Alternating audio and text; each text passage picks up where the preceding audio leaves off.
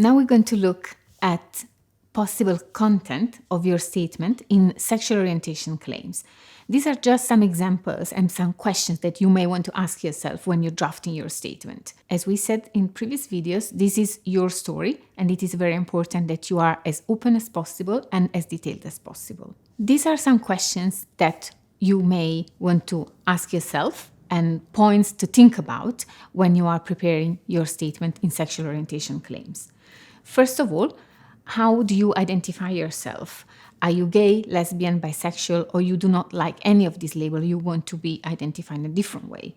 This is important, and it has to be explained and described in your statement. In relation to problems in your country of origin, think about any difficulties you had in the past, if you had any problems, if you've ever been attacked, or if you experience any trauma or any problems. This has to be described in detail. It may be very difficult, so it's helpful for you perhaps to write it down in your own time and then give it to your lawyer. And your lawyer will ask you different questions, new questions, but you don't have to go through it from scratch for the first time with your solicitor, or even worse, at your interview with the Home Office. Think about times in your country of origin when you started feeling differently, when you started to feel attracted to people of your own sex and gender, and think about how old you were. Try and put dates if you can remember, and try to explain how you felt. Is there a first time when you remember being attracted to somebody?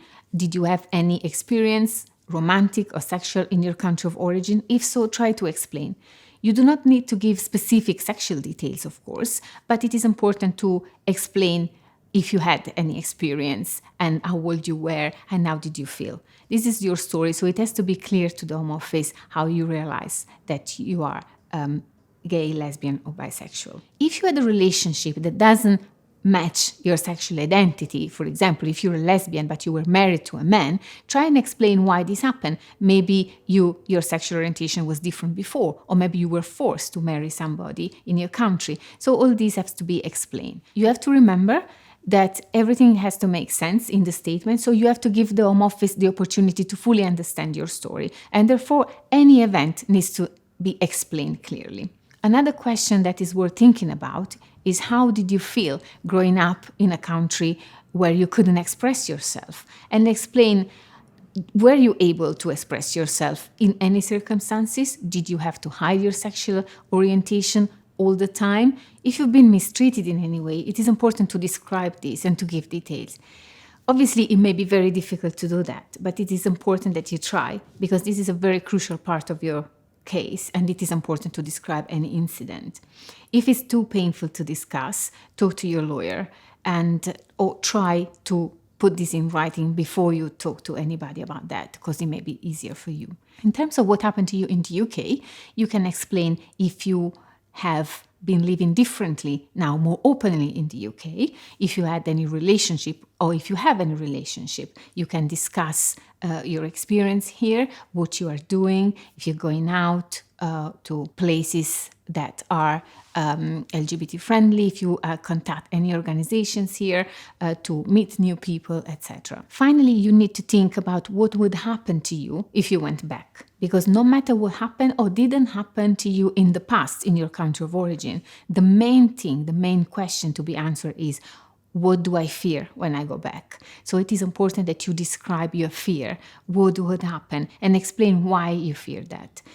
If you come from certain countries, it may be very obvious and well known that LGBT people are mistreated, but still it is up to you to explain in your words what you fear in your country of origin. It is possible that in your country you fear the authorities, or it is possible that you fear someone else, for example, your family.